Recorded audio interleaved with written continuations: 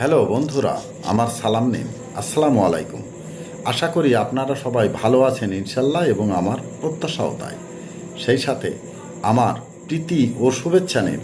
আজ এ পর্যায়ে যে বিষয়ে কথা বলবো তা হচ্ছে কারোর বিরুদ্ধে মিথ্যা সাক্ষ্য দেয়া একটি জঘন্য অমানবিক অপরাধ।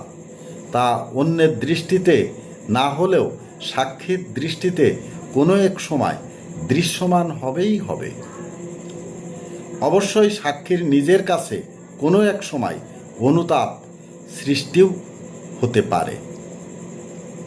মনে রাখবেন, মিথ্যা সাক্ষ্য সাক্ষীর বিবেককে কোনো এক সময় দারুণভাবে নাড়া দিয়ে থাকে বা দেবে। এ পর্যায়ে এখানেই রাখছি। ততক্ষণ পর্যন্ত সবাই ভালো থাকুন, সুস্থ থাকুন এবং নিরাপদে থাকুন। শুভ কামনা নিরন্তর সবার জন্য সবসময়ই। ধন্যবাদ ফেসবুক মেটা, ধন্যবাদ সকল বন্ধুসহ সবাইকে। আবার দেখা হবে অন্য কোনো ভিডিওতে। আল্লাহ হাফেজ।